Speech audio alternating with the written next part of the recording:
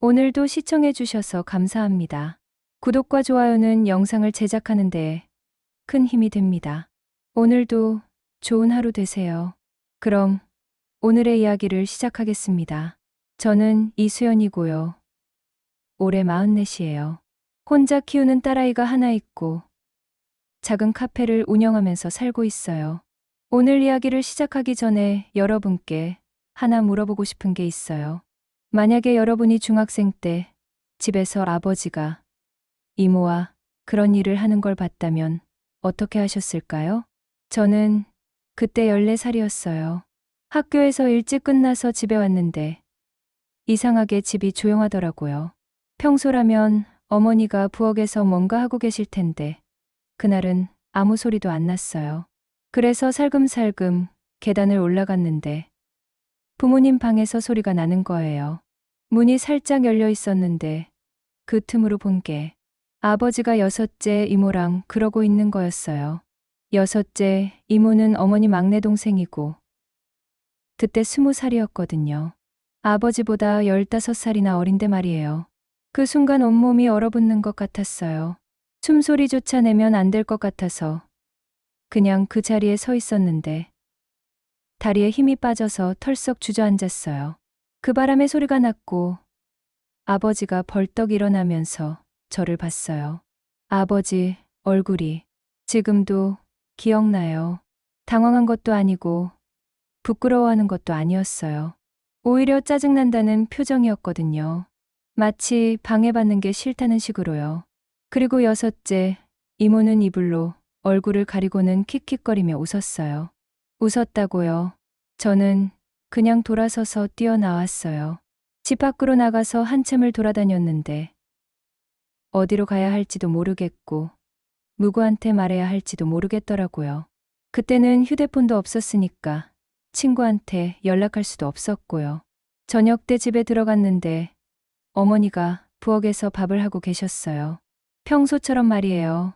아버지는 거실에서 신문을 보고 있었고 여섯째 이모는 없었어요. 아무 일도 없었던 것처럼 일상이 흘러가는 게 더 무서웠어요. 그날 밤 어머니한테 말해야 하나 고민했는데 차마 입이 떨어지지 않더라고요. 어머니가 얼마나 상처받을지 생각하니까요. 그리고 혹시 제가 잘못 본 건 아닐까 하는 생각도 들었어요. 14살이 감당하기에는 너무 큰 비밀이었거든요. 그런데 그 다음 주부터 여섯째 이모가 우리 집에 자주 오기 시작했어요. 어머니가 시장에 나간 사이에 오더라고요. 그러면 아버지랑 둘이서 거실에 앉아서 대놓고 이야기하고 웃고 심지어 손도 잡고 그랬어요. 저는 그 모습을 보면서 미칠 것 같았어요. 어머니는 모르고 계시는 것 같았는데 나중에 생각해보니까 알고 계셨을 거예요. 아니, 어떻게 모를 수가 있겠어요. 집안 분위기가 이상해졌으니까요. 아버지는 그 전부터 어머니한테 자주 화를 내긴 했어요. 하지만 여섯째 이모가 오기 시작한 이후로는 아예 대놓고 비교를 하기 시작했어요. 여섯째가 이렇게 예쁘다. 여섯째는 이렇게 착하다. 왜 너는 여섯째처럼 못하냐? 이런 식으로요. 어머니는 처음에는 그냥 참고 계셨어요. 혹은 농담인 줄 알고 계셨을 수도 있고요. 하지만 점점 심해지니까 어머니도 이상하다는 걸 눈치채셨나 봐요. 어느 날부터 아버지랑 여섯째 이모가 이야기할 때마다 어머니 얼굴이 굳어지기 시작했거든요. 그러던 어느 날 제가 학교에서 돌아왔는데 집에서 소리가 나는 거예요. 아버지가 어머니한테 소리를 지르고 있었어요. 무슨 일인가 해서 들어갔더니 어머니 얼굴에 손바닥 자국이 선명하게 나 있었어요. 아버지가 저를 보고는 방으로 들어가라고 했어요. 하지만 저는 그 자리에 서 있었거든요. 어머니를 혼자 둘 수가 없었어요. 그랬더니 아버지가 저한테도 소리를 지르기 시작했어요. 애가 어른 일에 왜 끼어드냐면서요. 그날 밤 어머니가 제 방으로 오셨어요. 얼굴이 많이 부어 있었는데 그래도 저한테는 웃으려고 노력하고 계셨어요. 수연아, 엄마가 미안하다고 하시면서 앞으로는 이런 일 없을 거라고 약속하셨어요. 하지만 그 약속은 지켜지지 않았어요. 오히려 더 심해졌거든요. 아버지는 이제 대놓고 여섯째 이모를 집으로 데려왔어요. 어머니가 있는 앞에서도 말이에요. 그리고 어머니가 뭐라고 하면 주먹이 날아갔어요. 어머니가 맞는 소리를 들으면 저는 늘 방문을 잠그고 이불을 뒤집어 쓰곤 했어요. 하지만 소리는 다 들렸거든요. 쿵 하는 소리, 어머니가 아프다고 하는 소리, 그리고 아버지가 소리치는 소리까지요. 담임 선생님한테 말씀드린 적도 있어요. 선생님이 제 얼굴이 이상하다고 물어보셔서 집에서 아버지가 어머니를 때린다고 했거든요. 그랬더니 선생님이 난처한 표정을 지으시면서 그건 집안일이니까 어른들이 알아서 하실 거라고 하시더라고요. 그때는 지금처럼 가정폭력이 범죄라는 인식이 별로 없었어요. 집안일은 집안에서 해결하는 게 당연하다고 생각했거든요. 경찰도 마찬가지였어요. 어머니가 신고를 한 적이 있는데 경찰이 와서는 부부싸움은 칼로 물베기라면서 그냥 돌아갔어요. 여섯째, 이모는 점점 더 뻔뻔해졌어요. 처음에는 어머니가 없을 때만 왔는데 나중에는 어머니가 있어도 상관없이 왔어요. 그리고 아버지 옆에 딱 붙어 앉아서 어머니를 째려보기까지 했거든요. 한 번은 어머니가 여섯째 이모한테 직접 말한 적이 있어요. 언니한테 이러면 안 되지 않냐고요. 그랬더니 여섯째 이모가 뭐라고 했는 줄 아세요? 언니가 형부를 제대로 못 챙기니까 내가 챙겨주는 거라고 하더라고요. 그 소리를 들은 어머니 얼굴이 정말 처참했어요. 그런데 더 기가 막힌 건 아버지였어요. 여섯째 이모 편을 들면서 어머니한테 뭐라고 했냐면 처제가 형부 챙겨주는 게 뭐가 잘못됐냐고 하더라고요. 그날 밤 어머니가 처음으로 이혼하자고 하셨어요. 이런 식으로는 더 이상 못 살겠다고요. 그런데 아버지가 뭐라고 했는 줄 아세요? 이혼은 좋은데 애들은 자기가 키우겠다고 하더라고요. 어머니는 빈손으로 나가라고요. 어머니는 그 말을 듣고 주저앉으셨어요. 저와 제 동생들을 두고 갈 수는 없으셨거든요.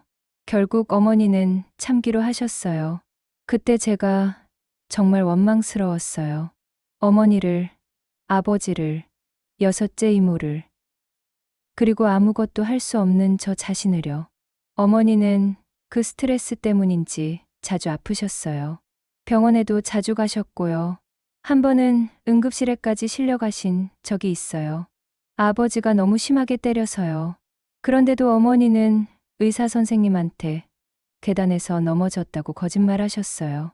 아버지는 일도 제대로 안 했어요. 어쩌다 나가서 일을 해도 금방 그만두고 집에만 있었거든요. 어머니가 작은 가게를 해서 번 돈으로 생활했는데 그 돈까지 아버지가 여섯째 이모한테 쓰고 있었어요. 어느 날 어머니가 펑펑 우시면서 저한테 말씀하셨어요. 가게 권리금으로 모아둔 돈을 아버지가 다 가져갔다고요. 여섯째 이모 미용실 차려주려고요. 그 돈은 저희 가족 전 재산이었거든요. 저는 그때 정말 미칠 것 같았어요. 어떻게 아내와 자식들 앞에서 이렇게 뻔뻔할 수가 있나 싶었거든요. 그리고 여섯째 이모도 어떻게 언니 가족한테 이럴 수가 있나 싶었고요. 학교에서도 집중이 안 됐어요. 수업 시간에도 집 생각만 났거든요. 혹시 집에 가면 어머니가 또 맞고 있지는 않을까? 혹시 어머니가 견디다 못해서 진짜 무슨 일을 저지르지는 않을까? 그런 생각들이요. 친구들하고도 잘 어울리지 못했어요. 다들 평범한 가정에서 자라는 애들이니까 저희 집 이야기를 할 수도 없었고 그렇다고 거짓말하기도 싫었거든요. 그래서 점점 혼자 다니게 됐어요. 고등학교에 올라가서는 아예 집에 일찍 들어가지 않으려고 했어요. 도서관에서 시간을 보내거나 친구 집에 가거나 해서 최대한 늦게 들어갔거든요. 집에 있으면 숨이 막힐 것 같았어요. 그러던 어느 날 넷째 이모가 우리 집에 왔어요. 넷째 이모는 여섯째 이모 바로 위 언니인데 평소에는 우리 집에 잘 안 왔거든요. 그런데 그날은 어머니랑 뭔가 심각한 이야기를 하고 있더라고요. 나중에 알고 보니까 넷째 이모도 고등학교 때 아버지한테 그런 일을 당했다는 거예요. 임신까지 해서 낙태를 했다고 하더라고요. 그래서 고등학교를 중퇴했다고요.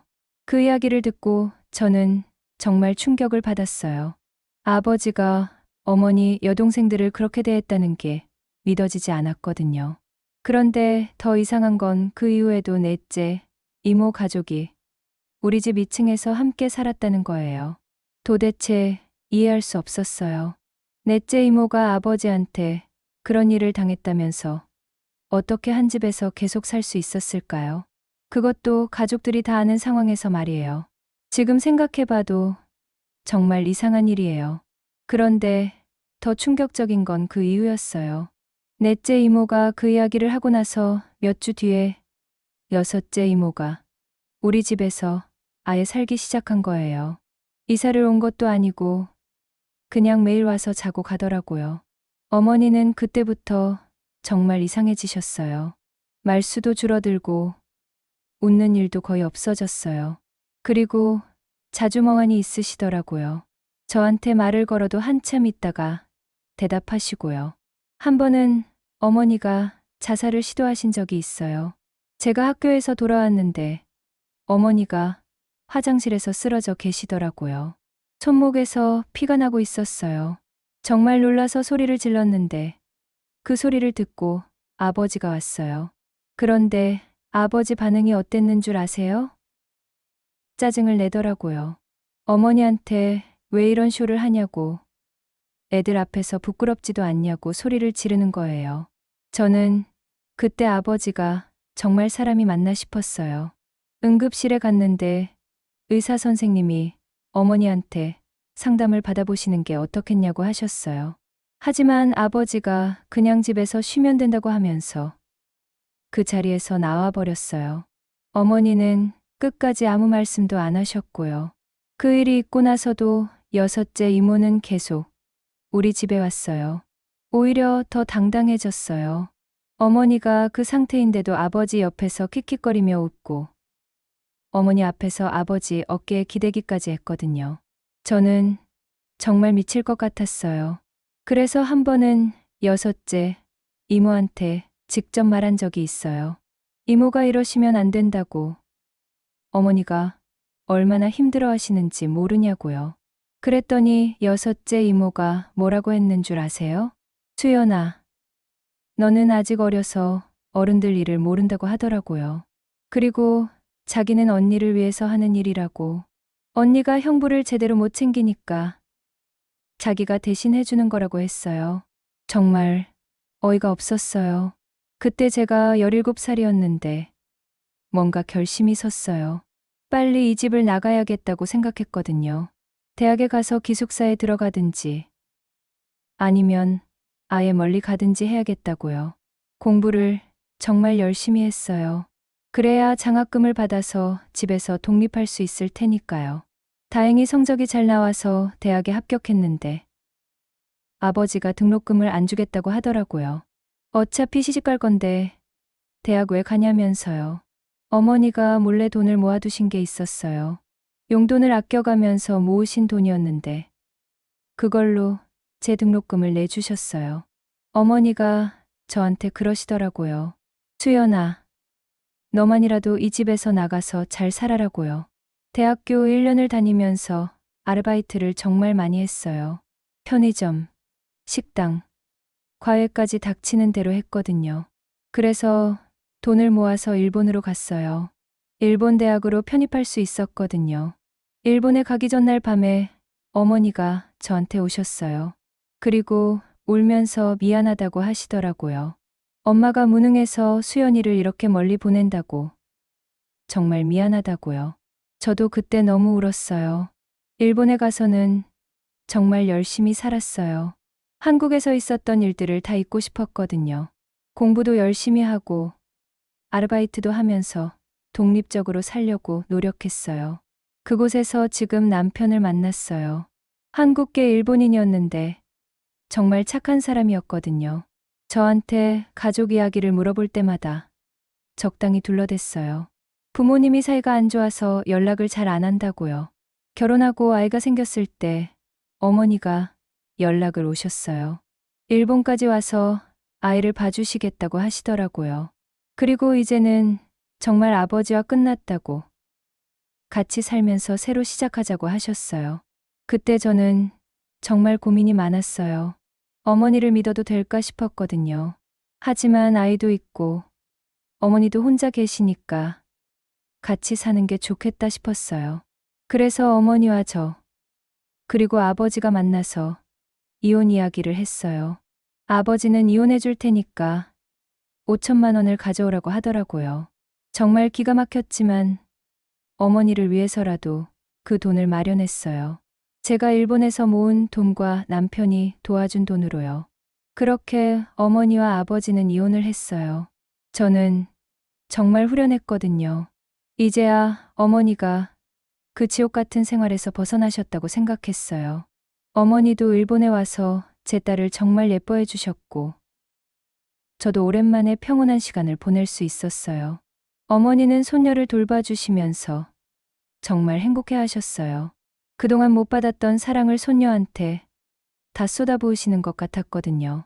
저도 어머니가 웃는 모습을 보니까 그동안의 일들이 다 잊혀지는 것 같았어요. 몇 년이 지나서 딸이 학교에 들어갈 나이가 되면서 한국으로 돌아왔어요. 아무래도 한국에서 교육을 받는 게 좋겠다 싶었거든요. 어머니도 고향으로 돌아간다고 좋아하셨고요. 한국에 와서 작은 카페를 차렸어요. 어머니가 도와주시면서 딸도 돌봐주시고, 저는 카페 운영에 집중할 수 있었어요. 정말 평범하고 소소한 행복이었지만 저에게는 너무나 소중한 시간이었거든요. 딸이 중학생이 될 때까지는 정말 평온했어요. 그런데 어느 날 카페 직원이 퇴사를 하면서 저한테 이상한 말을 하더라고요. 사장님, 어머니를 다른 동네에서 자주 봤다고. 그것도 남자분과 함께 계시는 걸 여러 번 봤다고 하더라고요. 처음에는 그냥 친구분이겠거니 했어요. 어머니도 이제 60이 넘으셨으니까 친구들과 만나서 시간을 보내실 수도 있는 거잖아요. 하지만 그 직원이 하는 말이 좀 이상했어요. 너무 친밀해 보였다고 하더라고요. 며칠 뒤에 어머니가 외출을 하시는데 평소보다 옷을 예쁘게 입고 나가시더라고요. 화장도 진하게 하시고요. 그래서 어디 가시냐고 물어봤더니 친구 만나러 간다고 하시더라고요. 그날 저녁에 어머니가 들어오셨는데 기분이 정말 좋아 보이셨어요. 콧노래까지 부르시면서 들어오시더라고요. 오랜만에 보는 어머니의 밝은 모습이었는데 왠지 마음이 불편했어요. 그 이후로 어머니가 자주 외출을 하시기 시작했어요. 일주일에 한두 번씩은 나가셨는데 항상 예쁘게 차려입고 나가셨어요. 그리고 들어올 때마다 기분이 좋아 보이셨고요.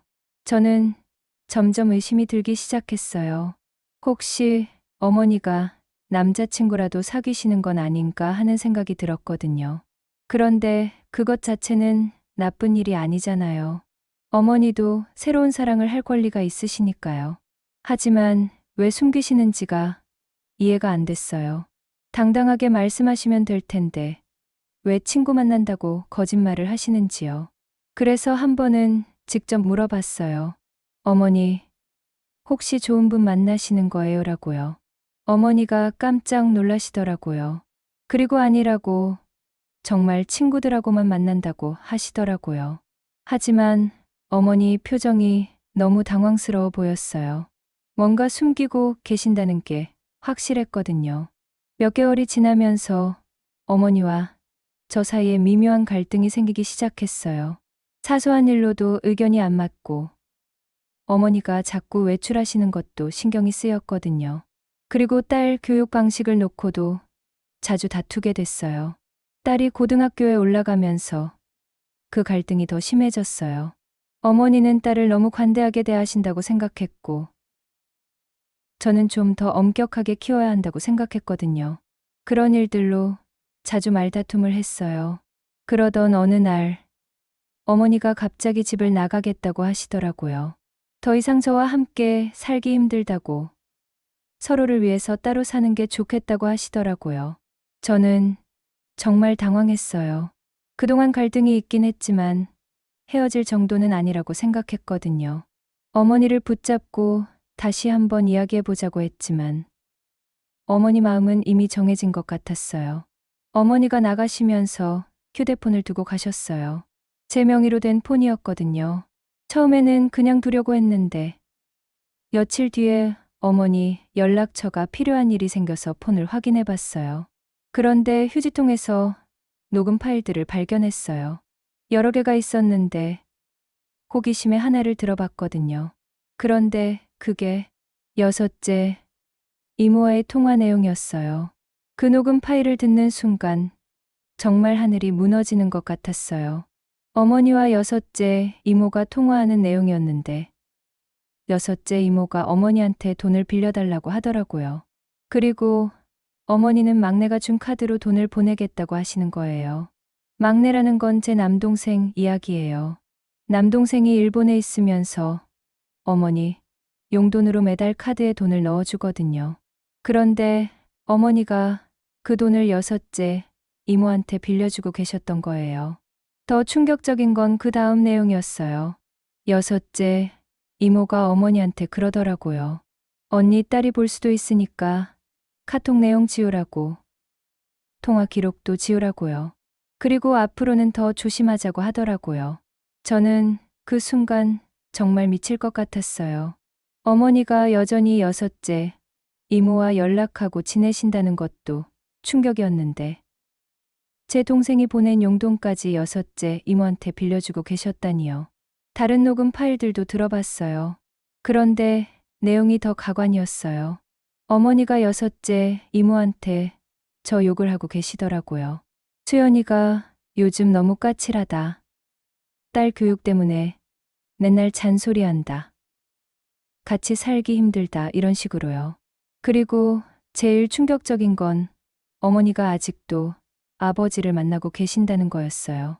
여섯째 이모가 형부는 요즘 어떠냐고 물어보니까 어머니가 가끔 만난다고 대답하시더라고요.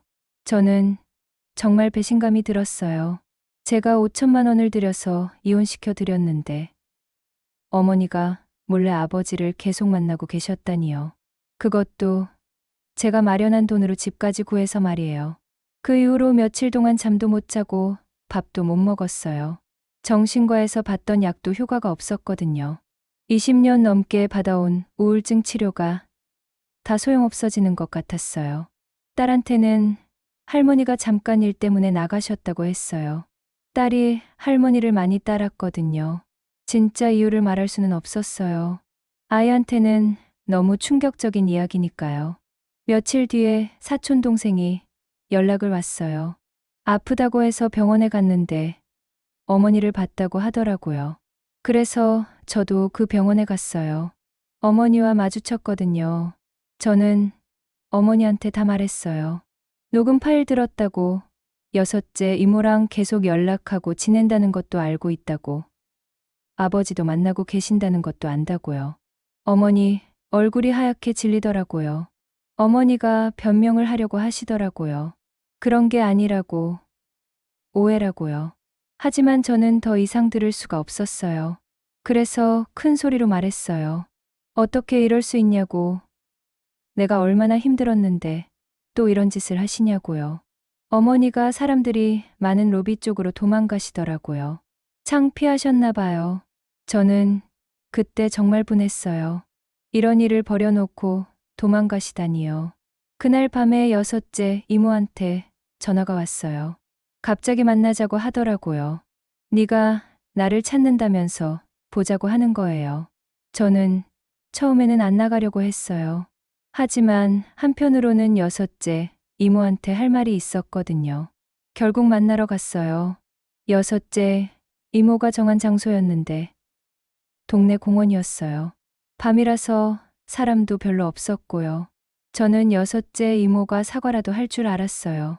그동안 어머니한테 폐를 끼쳤다고, 미안하다고요. 그런데 여섯째 이모 첫마디가 뭐였는 줄 아세요? 니년이 내보자 했다며. 니년 이런 식으로 저를 부르는 거예요. 사과는커녕 저한테 반말에 욕까지 하더라고요. 그때 정말 머리끝까지 화가 났어요. 30년 동안 참아왔던 모든 게 터지는 것 같았거든요. 손부터 나갔어요. 그리고 서로 엉키면서 실랑이를 했는데 그 과정에서 제 휴대폰이 주머니에서 떨어졌어요.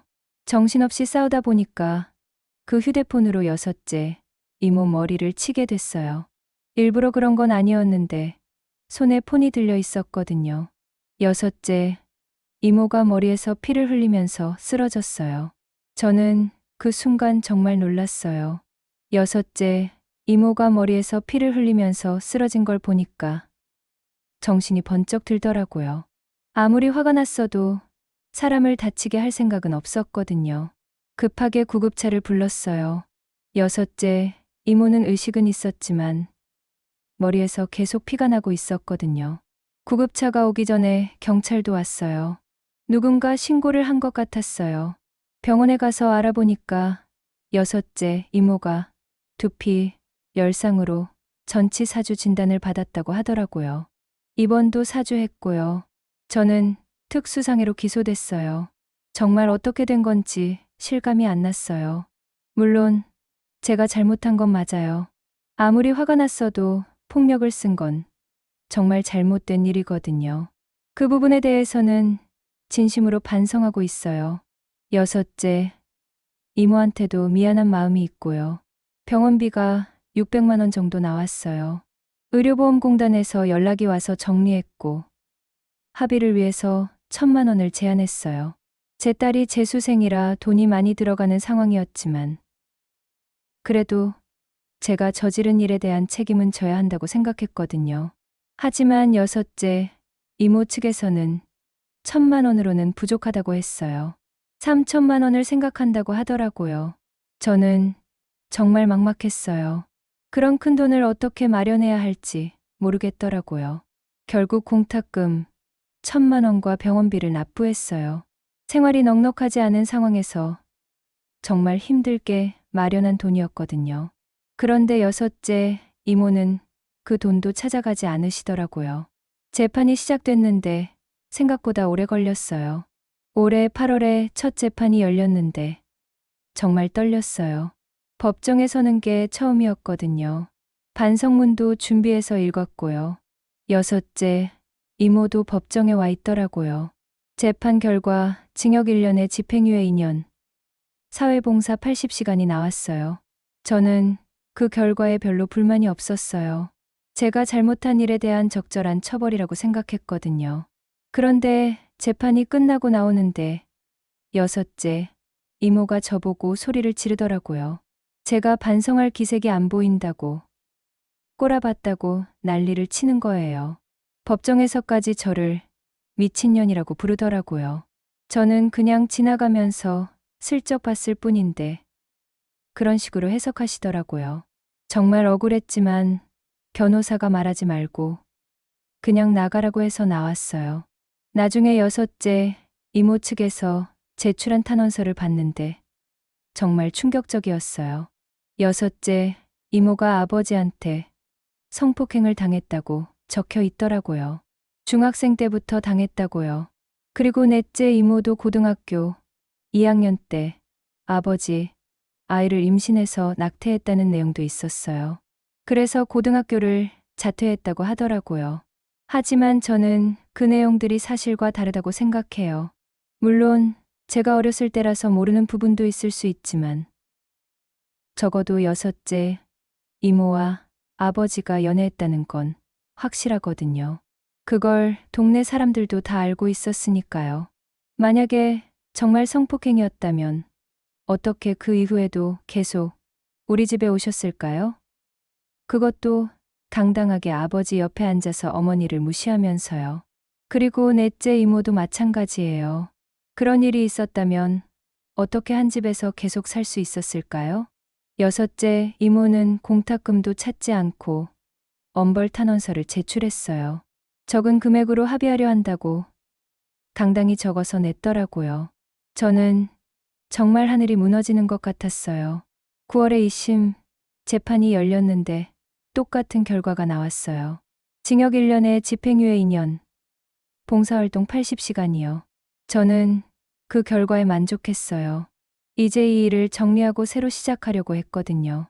그런데 검사 측에서 항소를 했다고 연락이 왔어요. 저는 정말 당황했어요. 왜 항소를 하는지 이해가 안 됐거든요. 변호사한테 물어봤더니 저도 항소를 할 수 있다고 하더라고요. 지금 정말 고민이에요. 항소를 해야 할지 말아야 할지요. 저는 이 결과에 불만이 없거든요. 하지만 여섯째 이모 측에서 왜곡된 내용으로 항소를 했다면 저도 제 입장을 말해야 하는 게 아닌가 싶어요. 30년 동안 가슴에 묻어두고 살았던 일들이 이렇게 법정까지 가게 될 줄은 몰랐어요. 저도 잘못한 부분이 분명히 있지만 그 배경에 있었던 일들도 알아주셨으면 하는 마음이 있거든요. 지금도 정신과 치료를 받고 있어요. 20년 넘게 받아온 치료인데 요즘에는 약도 잘 안 듣는 것 같아요. 딸도 이 일로 스트레스를 많이 받고 있고요. 여러분이라면 어떻게 하시겠어요? 이대로 끝내는 게 좋을까요? 아니면 항소를 해서 제 이야기를 더 해보는 게 좋을까요? 정말 모르겠어요.